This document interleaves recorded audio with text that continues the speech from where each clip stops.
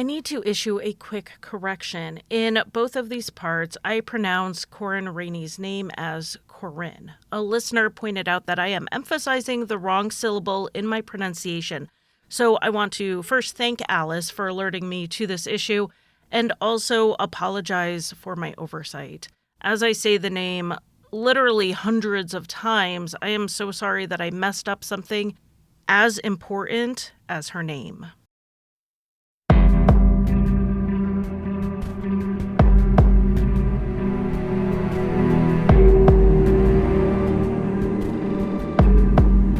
In 2007, Corryn and Lloyd Rayney were in the early stages of what was looking to be a messy divorce. But they agreed to sit down one night after Corryn's dance class to attempt to resolve things civilly. The next day, Corryn was reported missing. I'm Charlie, and welcome to Crime Lines.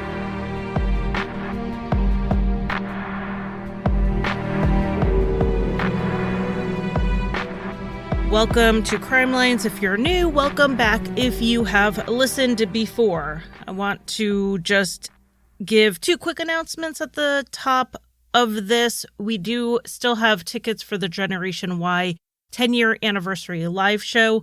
There are links in the show notes to both in-person tickets and virtual tickets, so you don't have to be in Kansas City to see that. The other announcement is that I will be taking some more time off than I usually do in the next month or two, maybe 3. I guess we'll see how it goes. Just life stress and trying to catch up from some things that have been going on in my personal life.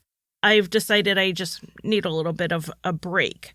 I was first going to go every other week, but I realized that I need a little bit more flexibility than that. So, you might get 2 episodes in a row and then a week off. You might get 1 episode, then a week off. You might get 3 episodes in a row and a week off. I really am not sure what this is going to look like, but if you just don't see an episode for a week, just think good thoughts for me, because I will probably be working on some other stuff that doesn't help distract me quite as much as making the podcast does.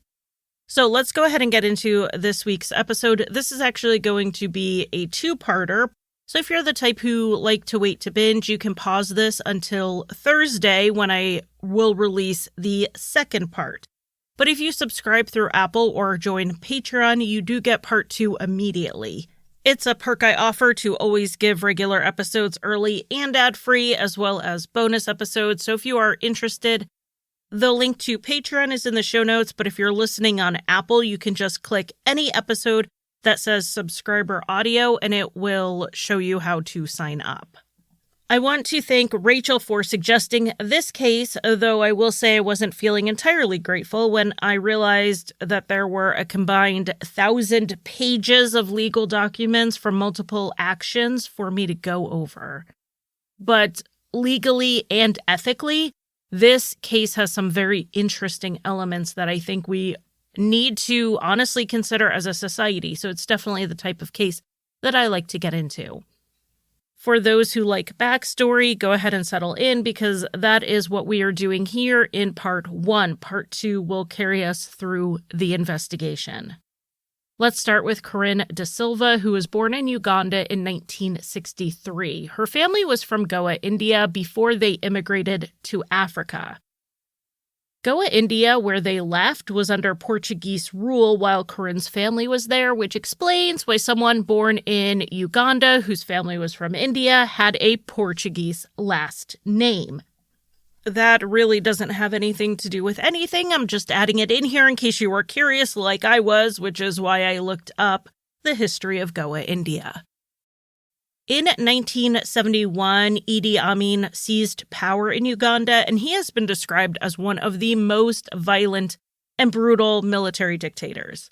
The da Silva family fled Uganda and settled in the Perth, Australia area as refugees in early 1973 when Corryn was 9 years old. Corryn excelled in high school and went on to study law at the University of Western Australia. She was then a clerk with the Australian Government Solicitor's Office. It was while working in that position that she met Lloyd Rayney. Lloyd was just a year older than Corryn, and they had similar backgrounds. He was born in Yemen to Indian and Irish parents, and he was 5 when his family immigrated to Australia. He, too, was a good student and also went to law school. In addition to their similar backgrounds and education, both Corryn and Lloyd were devout Christians, with Corryn being described as deeply spiritual. Lloyd and Corryn met at the AGS in 1986 while he was working as a solicitor. According to Lloyd, it was love at first sight. The two married in 1990 and had 2 daughters together. Caitlin was born in 1994 and then Sarah in 1997. As Corryn and Lloyd's careers continued to grow, so did their income, and they bought a newly renovated home in a quiet and beautiful suburb of Perth called Como. It was around the time of the birth of their second daughter that Corryn first started confiding in her sister that while the couple looked perfect on paper, she wasn't happy and there were issues. And when I say she confided in her sister, I really mean confide because as far as most could tell, the couple was as happy as ever.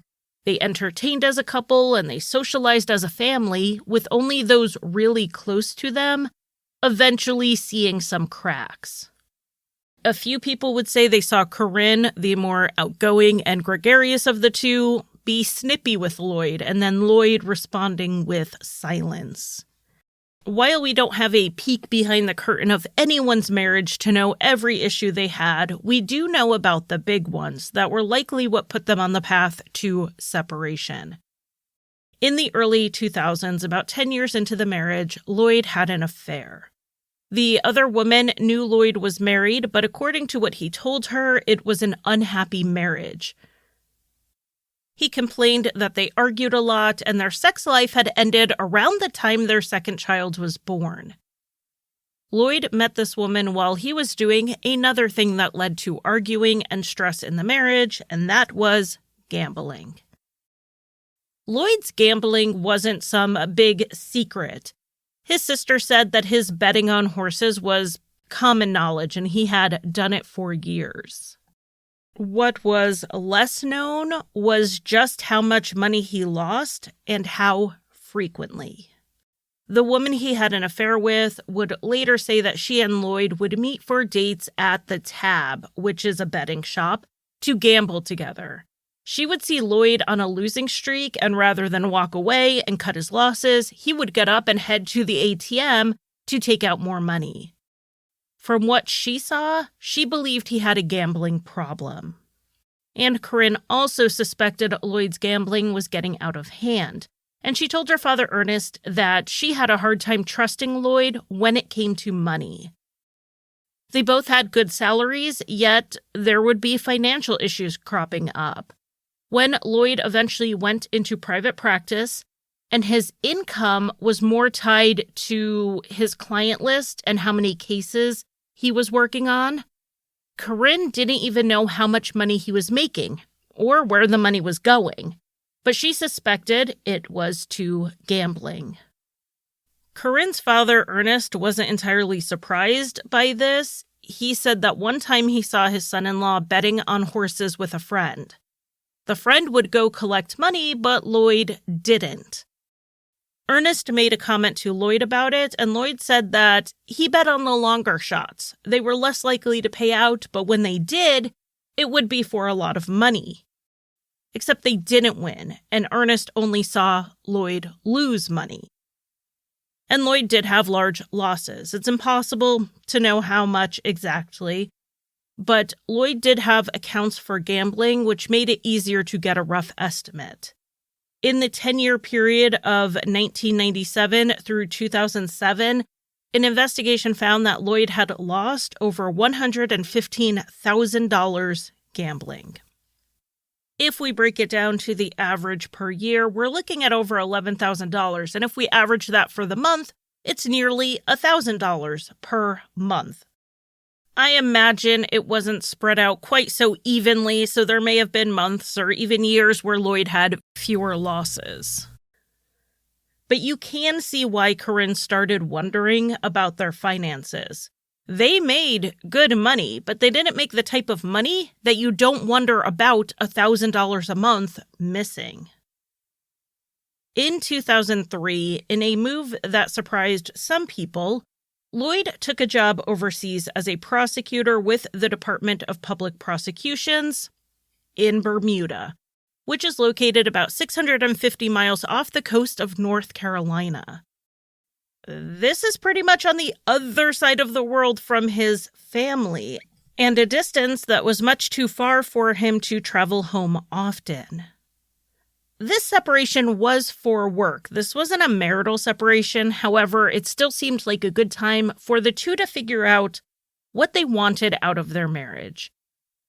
They would discuss things over email, and it sounded like Corryn was open to fully reconciling with Lloyd if he would make an effort to curtail his gambling.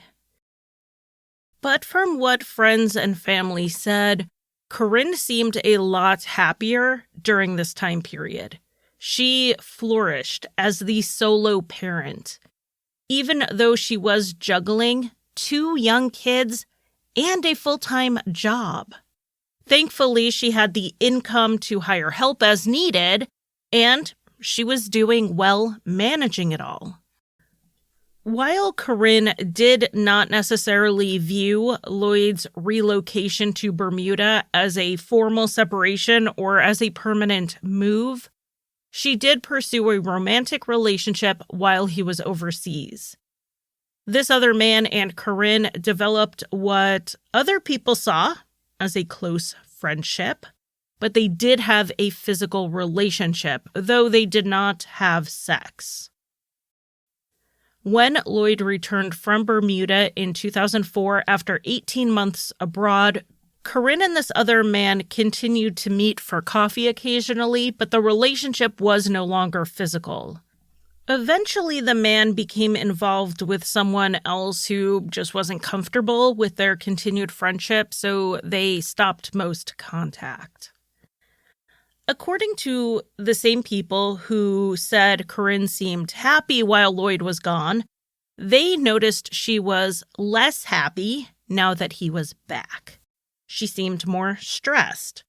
Absence certainly didn't make the heart grow fonder in this situation, and it seems the separation and reunification cemented that the marriage wasn't working. But mostly for the sake of their daughters, the two stayed together and tried to work it out. They both felt the children benefited most from having both parents in the home full-time. And from what has been said, Corryn seemed to go back and forth with how she felt things were going. She was still concerned about Lloyd's gambling and what that meant for their financial security, especially for their daughters. But she did email a friend at one point saying that she was optimistic, that things were moving in the right direction. That optimism would not last long. By early 2007, it really looked like this marriage was headed to divorce.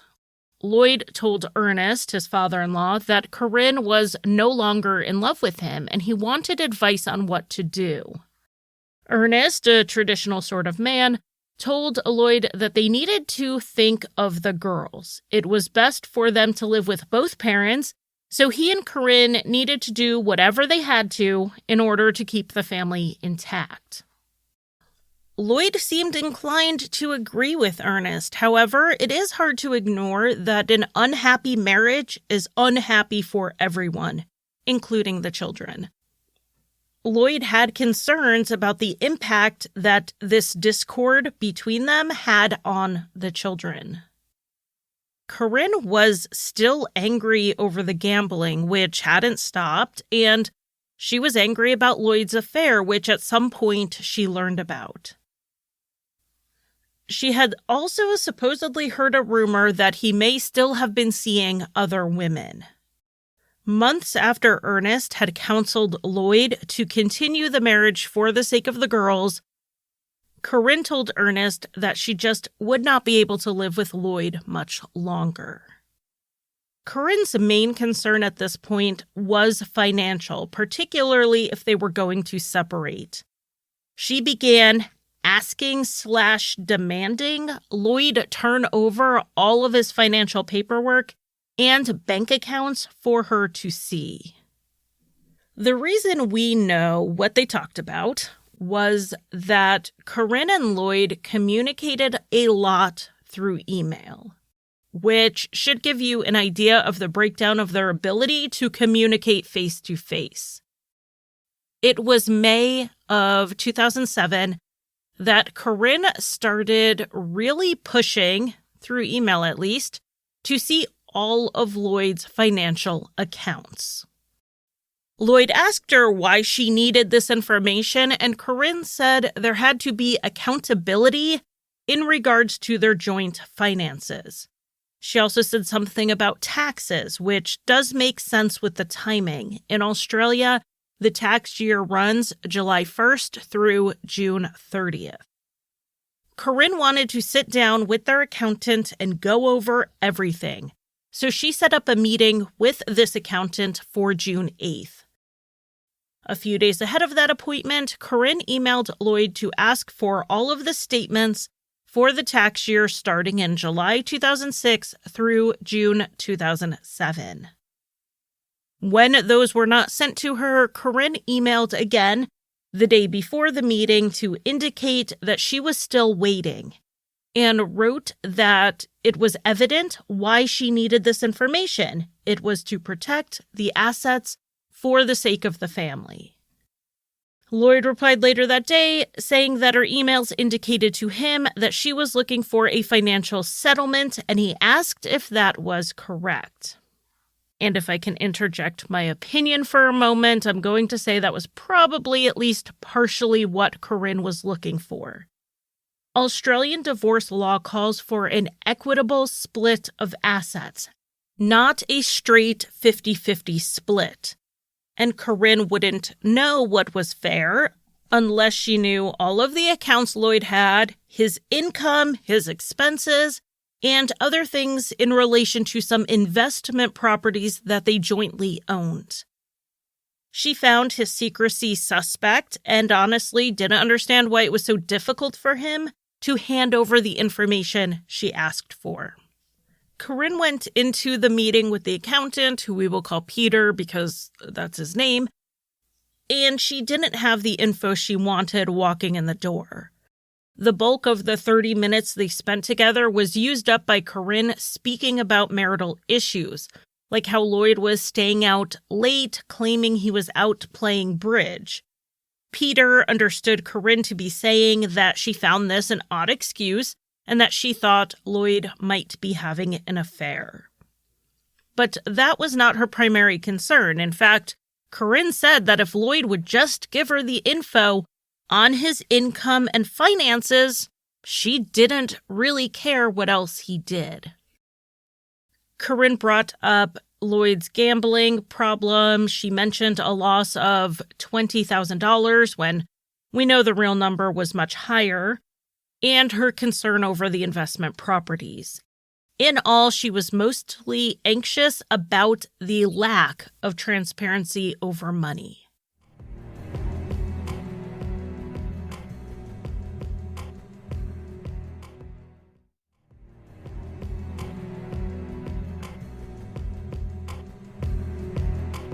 Peter told her that though they were both his clients, he couldn't give Corryn information on Lloyd's accounts without his permission. But Corryn still hoped that Peter would mediate between her and Lloyd. Because according to Corryn, they couldn't speak with each other without it turning into an argument. After this meeting, Peter did reach out to Lloyd, and the two of them met about a week and a half later. He asked Lloyd the same thing Corryn had been asking. Why wouldn't he just give her the financial disclosures she was asking for? Lloyd simply said he wouldn't give it to her, but he did not say why not. Peter did remind him that if he and Corryn separated and divorced, he would legally have to turn it all over. Lloyd said if that happens, it happens. while Lloyd was resistant to voluntarily giving this information over, he didn't seem to be that worked up about eventually having to turn it over anyway. Addressing Lloyd on a personal level, Peter suggested that the contention in the marriage just couldn't be good for anyone, let alone the children, and it might be time for Lloyd to find a place nearby to move to so he and Corryn could have their own space. Lloyd said that wasn't going to happen. He specifically said that he was concerned about how Corryn treated one of their daughters. One day, he got a call from this daughter, Sarah, while he was already at work. Usually, Corryn drove the girls to school before she headed into the office, but on that day, Sarah said Corryn got mad over something and left without her, telling her to find her own ride to school. Lloyd had to leave work to bring Sarah to school, and for some context, Sarah would have probably been about 9 or 10 when this happened. Lloyd then confided in Peter that he wondered if Corryn ever loved him or if she had stayed with him because of the money. Peter said Lloyd was pretty even-keeled on that point. He didn't have a lot of emotion in his voice, as he wondered whether his wife loved him or not. Now, I will point out that there is a difference between feeling emotion and showing emotion, so we don't know which it is here, but I do have to say, this poor accountant, he just signed up for math. He was not interested in being a marriage therapist, yet he has both of these people coming to him with their issues. Peter did suggest a compromise for this money situation. He suggested Lloyd put money into an account that covered some of the expenses for the investment properties, which was a specific area of concern for Corryn. So that might serve to ease her anxiety in that specific area. Lloyd was open to it, but when Peter called Corryn to suggest it to her, she said no. She wasn't going to compromise on anything less than a full accounting of Lloyd's finances. Peter told her that Lloyd indicated he was not going to do that unless ordered to by the court, which certainly was not a deterrent for Corryn. Corryn sent Lloyd an email to tell him what Peter had said to her and hinted that Lloyd might find the fallout embarrassing. She said the only reason she would not seek the court order would be to avoid damaging his professional reputation. It wouldn't look good on his part as an attorney to put her through the trouble of getting an order rather than just turning over the paperwork voluntarily. Lloyd emailed back that Corryn was misrepresenting matters and that he had provided 2 solutions to Peter, and both of them were fair. Though Lloyd said in his email that he had alternative solutions, I do think it's fair to point out that that is not in line with what Peter remembered of their meeting. For the most part, I'm just summing up what these emails said rather than reading them to you, but I do want to read a little bit of emails back and forth from them just to give you an idea of the tone their communication had taken. This one is from Lloyd to Corryn. This is verbatim as it was published, and it is, quote, "Your repeated efforts and threats to damage my career are disturbing. For example, I would appreciate it if you did not turn on the lights and abuse me at all hours of the night when I am asleep, as you have done so often in the past when you know I am in court the next morning. For a very long time, you have told me that you want your freedom, are only interested in the money I earn, and want me to leave our home. Each of these things was and still is hurtful. The present matter is being used by you to achieve that purpose. Your behavior towards me has become increasingly worse." End quote. Now, as soon as I read that, I thought, these are definitely lawyers. They know to put their accusations and complaints to each other in writing and to document behaviors in the event of a divorce and a custody battle. It seems Corryn believed that was what he was doing because the next day she emailed back, quote, "Lloyd, stop your nonsense. This response is self-serving and plainly so. Don't embarrass yourself further," end quote. That particular email then went on to explain further why Corryn believed she had a right to know what the finances were. She did concede that they should try to live together in the house for the sake of the children, but they would have to see how things went. She thought everyone might be happier if they didn't live together. She wouldn't let the kids live in a war zone, but also didn't want a huge upheaval for the girls. It sounds like she was trying to figure out which was worse. So this gives you an idea of the tone and content of the emails as they went back and forth. In late June, Corryn called a family law attorney asking for a consultation. At this meeting, she was told that under family law rules, Lloyd had to provide a full financial disclosure in the event of a divorce. If he continued to refuse, they could be subpoenaed. Corryn then raised another concern at this meeting, something she hadn't mentioned before. She said that on the nights she told Lloyd she didn't want him to sleep in the bedroom with her, he would sleep in one of the girls' rooms, and she found it, quote, unsettling that he was sleeping in her room. The lawyer suggested that they set up an alternative sleeping space for Lloyd in the house, so that he did have somewhere other than the daughter's room to sleep. That same day, Corryn went home and had a bed moved into her home office space. She then emailed Lloyd at work and told him that she didn't find it appropriate that he shared a bed with the girls, but he wasn't welcome in their bedroom anymore. She said she put a bed in the study for him. Lloyd read this and resented the insinuation that there was something wrong with his relationship with his daughters. He told people about this email and even said it wasn't true that he was sleeping in his daughter's bed. And of course, he was concerned that Corryn was putting these things in writing. He was afraid that she was setting up a paper trail of accusations for leverage in the divorce, and said it was not the only untrue thing Corryn had emailed him about directly to his work email. One friend advised Lloyd to just move out of the house entirely at this point to protect himself. But he said that if it was Corryn who didn't want to see him, she could be the one to move out. When Lloyd emailed Corryn back, he also started documenting behavior he found inappropriate. He wrote to her that it was Corryn who caused the girls distress, like when she woke up the house yelling at Lloyd. He said that their daughter pleaded with Corryn to stop insulting Lloyd, but she wouldn't. Corryn emailed back later that day, saying to stop using emails to, quote, misrepresent what happens and to produce written accounts for your own future benefits. So she was accusing Lloyd of doing what Lloyd was accusing her of doing.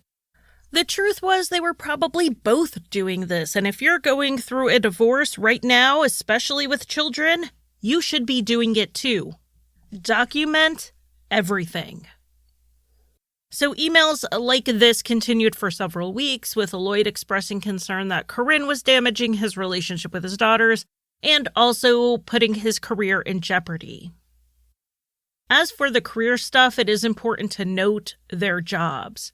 Corryn was a registrar at the Supreme Court of Western Australia, which is, from my understanding, a pretty high position for a solicitor. Lloyd, though he had previously worked as a prosecutor, was in private practice at the time. However, it sounds like he had some career ambitions that would require appointments or hiring at the same court that Corryn worked for. But even regardless of any career aspirations he may have had, Corryn's position was more high profile and more influential than I think it would have been comfortable for Lloyd, given the discord between them and that they were both working in this legal field.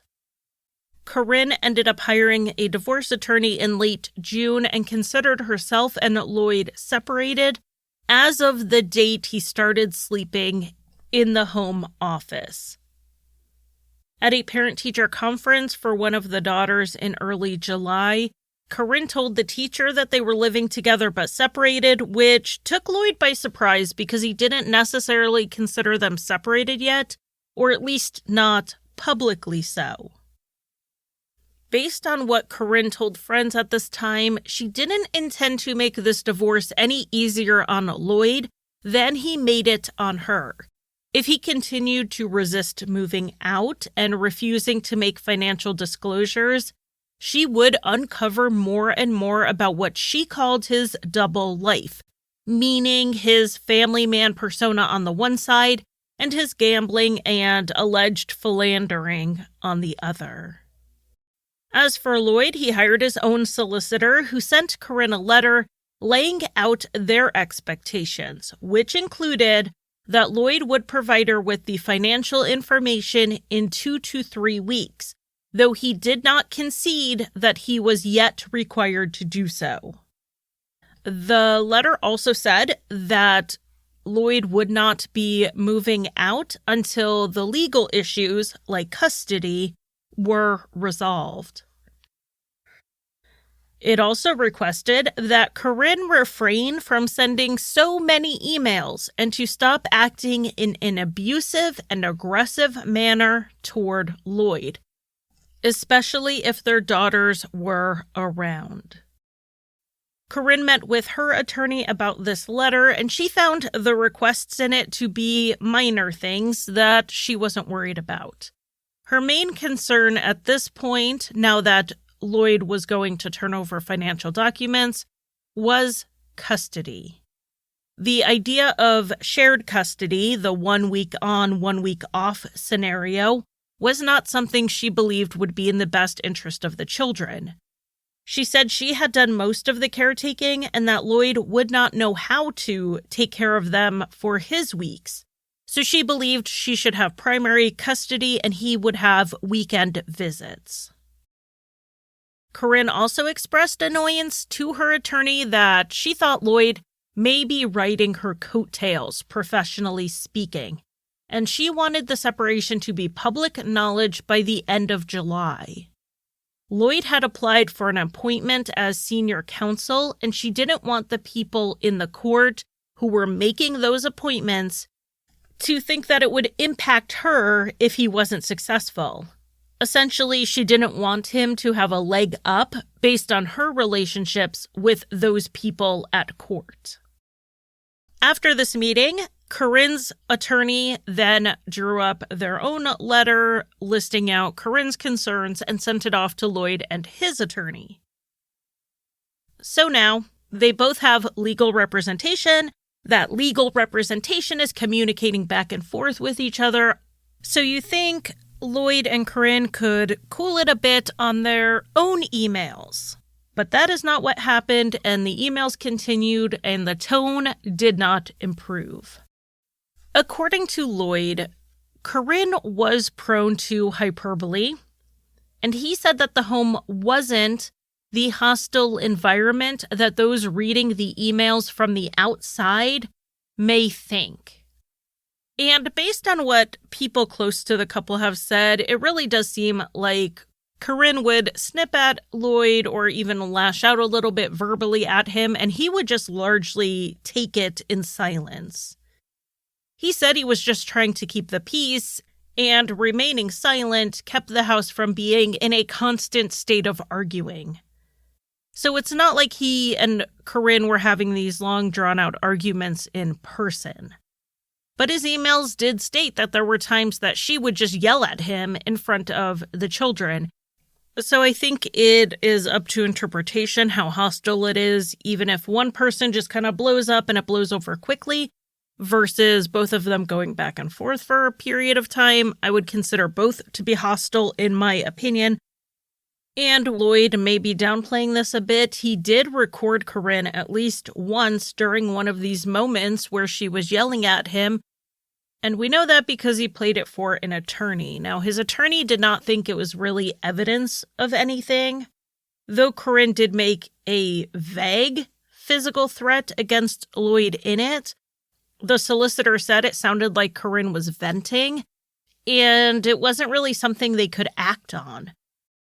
But this may not be the only recording Lloyd had, allegedly.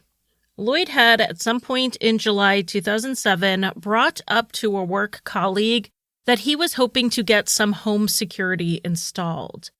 She knew a guy who did that sort of work, so she referred him on. The man she referred him to was Timothy Pearson. According to Timothy, he met with Lloyd in mid-July, and what Lloyd wanted was to basically listen in on phone calls. He supposedly told Timothy that it was all legal and not to worry about it. Timothy installed the recording equipment, putting the recorder in the roof space. His fingerprint was found in the area he said he installed the recorder, so there's no reason to doubt that he did this, and he did confess to doing so. Timothy said he would come back later, take the recorder, and transfer the recordings to a CD for Lloyd. He was paid a total of $2,000, which included equipment costs. The alleged purpose for doing this was to listen in on Corryn's phone calls to find out what her divorce strategy was going to be. We do know at this point that Lloyd was no longer trying to save the marriage based on what he told friends and family. He was preparing for a divorce, which was not his first choice, but what option did he have when his wife was set on it? Lloyd's attorney initially told him there was no reason for him to move out of the family home at that point because they could still be legally separated while living together. But in August, he did mention to his sister that he saw a place in the area he was considering moving to because it was close to the family home and the girls' school, so it would cause the least amount of disruption. It does sound throughout all of this that Lloyd was trying to mitigate the impact on their girls, but unfortunately, he and Corryn were both digging their heels in on what was the hardest thing about a divorce with kids, and that's custody. Though a friend suggested to Lloyd that he pursue full custody, he was against it. He didn't think it was in the best interest of the children to have either of them be an every other weekend parent. He wanted shared custody where they swapped each week. Corryn, however, did not want this. She didn't think it was as stable as living in one place full-time for the girls. She wanted Lloyd to have them every other weekend while she retained primary custody. He would also have the option to visit with them in the family home 2 nights a week while Corryn was at a line dancing class she took at a local community center. And at this point in this process, which is early August 2007, custody appeared to be non-negotiable for either of them. The other issue Corryn wasn't going to let go was the money issue. She still, months after first asking, didn't know how much money Lloyd earned in his private practice. She told people on the phone about her divorce plans, which consisted of exposing Lloyd's gambling and possible cheating if he wouldn't give her the financial disclosure and settle. Not only would the legal community learn about it, so would their children. She even said she was considering sending subpoenas to Lloyd's clients to find out how much they had paid him. These phone calls were made during a time after Timothy Pearson had installed some type of listening equipment in the house. If these calls were recorded, and if Lloyd listened to these recordings, he would have had his suspicions confirmed that Corryn was going to use everything as leverage against him. But we don't know if he listened. We don't know if these particular calls were recorded. And there are some pretty big question marks in regards to these recordings. But regardless of what Lloyd did or did not hear of Corryn's phone calls, it wasn't like she was being shy about this in emails. So he knew the financial disclosures were going to be an issue, and he also knew they were just part of the divorce process. He met with his attorney on August 6th, and his attorney advised him to just try to settle everything out of court. And Lloyd said he was open to that. After this meeting, Lloyd went back to work, and he worked late that night. The next morning, on August 7th, 2007, Corryn called a friend and said that things were going well. After Lloyd had met with his attorney, he was ready to sit down and discuss things. They made plans to talk that night after Corryn's boot scooting dance class, so around 9:30 p.m. On Corryn's agenda for this meeting was to at least come to some type of agreement on custody. For Corryn, this was the first step towards resolving the divorce. Those who saw Lloyd this day also noticed he was optimistic about this upcoming conversation. At around 6 p.m., Corryn took her daughter to dance class and met at a tavern with her friend Shayna, whose daughter was also at dance. This was a usual routine for them, and they chatted over lemonade while they waited for the dance class to end. Corryn told Shayna about the upcoming conversation and seemed very hopeful about it. They left the tavern around 6:45. Shayna picked the children up at dance while Corryn picked up takeout, and they all met back at the Rayney house. After they all ate, Shayna took the Rayneys' older daughter Caitlin and her own child to a Gwen Stefani concert. They left around 7:15. Shayna dropped them off with the plans to pick them back up when the concert ended, which would have been between 10:15 and 10:30. Meanwhile, Corryn left the house around 7:30 for her line dancing class. She called out goodbye before leaving, and Lloyd and their younger daughter Sarah, who was 10, were watching TV. Around 8:30, Lloyd read a story to Sarah before she read to herself for a little while. Her light was off around 9 or 9:30, pretty typical for a school night. Shayna then dropped the older daughter Caitlin off at home between 10:45 and 11 p.m. Corryn's car was not out front, which was only unusual since she wouldn't usually be out that late when she had work the next day, especially not on this night because she had plans to speak with Lloyd.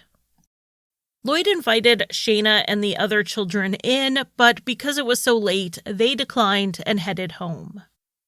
Caitlin had some schoolwork to finish, and Lloyd helped her with it. He told her around midnight that she had to go to bed because he was going to speak with Corryn when she got home.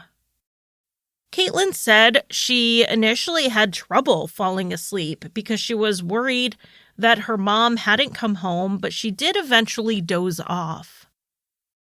Lloyd said he first assumed Corryn had gone out for coffee or a drink after class and may have even been late on purpose. She knew he was going to be home, waiting to talk to her, so maybe this was some sort of game. He said it wasn't the first time she would stay out late without letting him know, so he went to bed. The next morning, on August 8th, Lloyd woke the girls up at 7:20 as usual. They found their school uniforms pressed and ready to go, which was also usual. Their routine in the mornings was that Lloyd would get up early, get everything ready, wake the girls up, feed them while he got ready for work, and Corryn would sleep in a little later. She would then get up, get herself ready in time to drive the kids to school. Caitlin went into her mother's room, and she wasn't there. Caitlin realized that everything looked exactly the same way it had the night before, including a jacket lying across the bed. Caitlin had also left some of her stuff in her mom's bathroom the night before, which Corryn would usually clear out, but all of her stuff was still there. So Caitlin was uneasy about things and wondering if Corryn had just not come home, which was out of character for her. Now, Sarah assumed Corryn must have come home late and then left for work early. Now, the strange thing was that Corryn didn't tell them she was going to do that. She rarely went into the office early, and usually she would tell them if there were any changes in plans or in their routine like that. Lloyd also thought it was odd, so he called a neighbor to see if Corryn was over there for coffee, which was something she would occasionally do, but she wasn't there. Lloyd then called Corryn's office around 8 a.m. and got her voicemail. He left her a message chastising her a bit about how she hadn't told them she was leaving early and she had just left him to take the kids to school without any conversation about it. After Lloyd got the girls to school and then himself to work, he called her office again and left another message to let her know that they had been dropped off at school, but she needed to call and let him know in advance if he also needed to pick them up in the afternoon. Then a little before 9:30, Lloyd sent an email to Corryn mentioning the 2 phone messages that hadn't been returned yet and asked her about some information regarding who was driving who to an after-school activity. He also wrote that he didn't understand why Corryn didn't come home in time to talk and why she left without letting him or the girls know. He also let her know about an upcoming appointment he had made with a counselor and then said he was going to be busy for the day and not available to respond quickly to emails.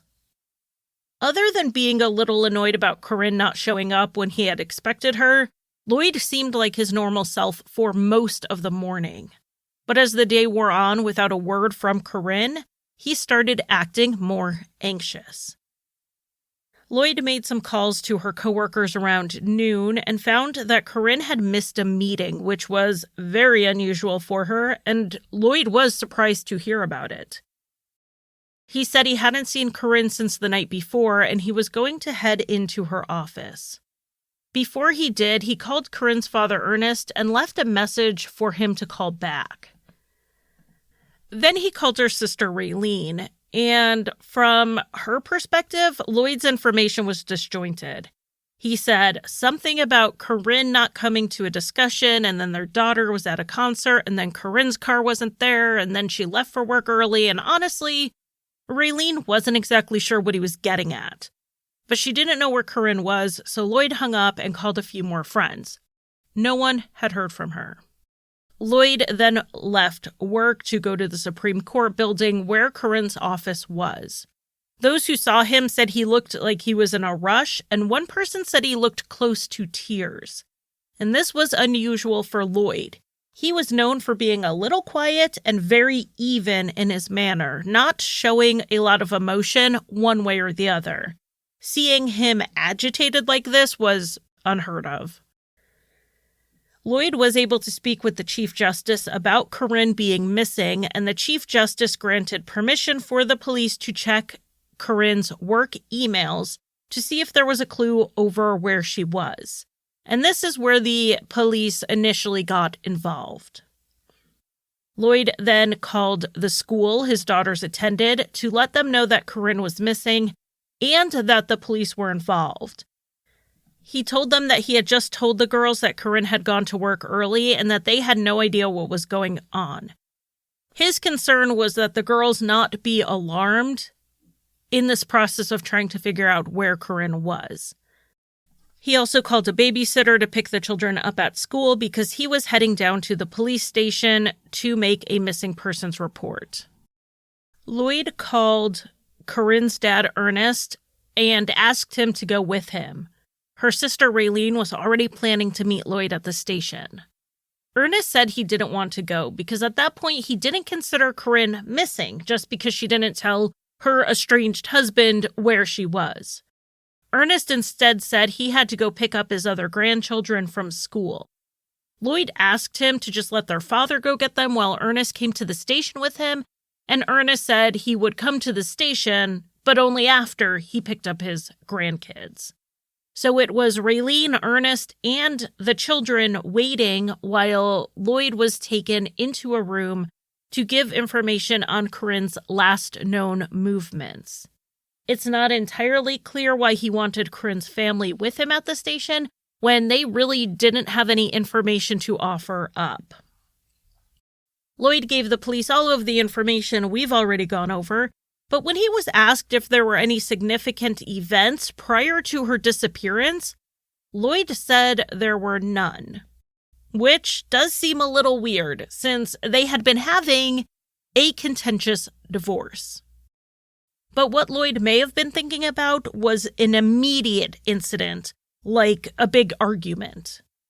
When Corryn last left the house, she said goodbye to him and their daughter like nothing was wrong. He did tell the police that they had plans to discuss the details of their separation that night when she got back home, but she didn't show up. He said he assumed she came home after he went to bed and then left before he got up. But the assumption that Corryn ever made it home was a pretty big assumption to make. While Lloyd was at the station, two of Corryn's friends went to the house. The kids were there, so the babysitter let them in. They went into Corryn's room to check for her line dancing boots. They saw that one pair of boots was missing, so it looked to them like she had never made it home.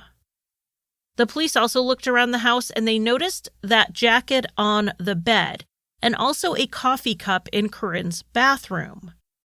So were those from that morning as she got ready for work and left early, or were they from the day before? Lloyd said he had no idea. Since he and Corryn didn't share a room anymore, he couldn't say when the jacket was placed on the bed. The police were able to talk to the other students from Corryn's dance class at the community center. They said that she had arrived a little after 7:30 and she was seen by multiple people. Unfortunately, the time Corryn left wasn't entirely clear. There were no cameras covering the parking lot, so they had to go by what witnesses said. It seems most likely that Corryn left around 9:30 when a group of about 10 people had left. Had Corryn left much earlier or much later than everyone else, that probably would have been noticed. And if she left with a group of people, she wouldn't have been alone in the parking lot, which would eliminate that as a place she could have been intercepted by someone. No one at the center went out with her afterwards or knew of any plans for her to do so. They actually knew the opposite. Corryn had talked to someone during a break and told that person that she and Lloyd were going to talk that night. So it seemed most likely that Corryn left the dance class and headed for home. If she left around 9:30 and nothing happened in the parking lot, she would have gotten home no later than 9:45. Because of Corryn's reputation as a solicitor, a mother, and an overall responsible person, foul play was suspected pretty much right away. But the question was, did something happen to Corryn on her way home? Or did she make it home and something happened there? We have a missing woman and an estranged husband, and the police were well aware of the statistics.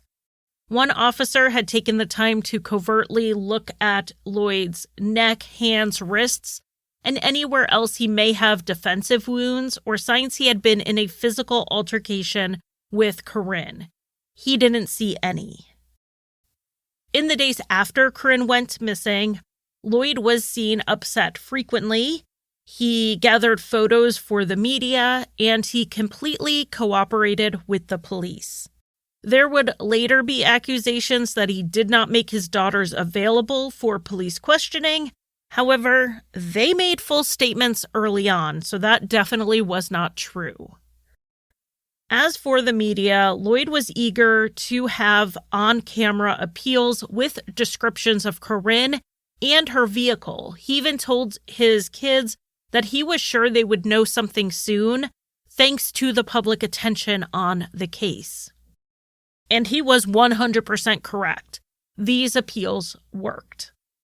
Just before midnight on August 14th, 2007, someone saw Corryn's vehicle broken down on the side of a residential street in a neighboring suburb. The obvious issue with the vehicle was an oil leak. And like a trail of breadcrumbs, on August 15th, the police followed that oil trail down the road until it entered Kings Park and Botanical Gardens. This park is about 1,000 acres, and 2/3 of it is bushland. That would be a huge area to search, except they just kept following that oil trail. It went into the park, and they were able to follow it to Wattle Track, which is a trail in the park. And the oil path stopped about 50 yards or meters from the paved road. The cause of the oil leak became obvious at this point. Someone had driven the car down the trail, which was not open to motorized vehicles. When they backed out of the trail, they hit one of the posts that blocked the path from cars, knocked it over, and then ran it over. The post punctured the oil pan, causing the leak. The police now knew where to look. They formed a line search of the brush on either side of the trail. They didn't notice anything quite as obvious as drag marks, but eventually spotted an area of disturbed soil about 25 meters south of the trail. They photographed the spot before they approached it. The area was covered with leaves and branches, so if not for the soil looking newly turned over, it would have just looked like any other spot on the trail. Like I said, there weren't even drag marks leading to it, so it's very fortunate the searchers were observant. This is absolutely the sort of thing that could have been overlooked. When they approached and began carefully excavating the area, it did not take long before they exposed a human knee. They continued digging and found that this area was the shallow grave of 44-year-old Corryn Rayney. And that is where we are going to leave things this week. Next week, we will go over the evidence, circumstantial and forensic, the legal proceedings, and the aftermath of this horrible tragedy.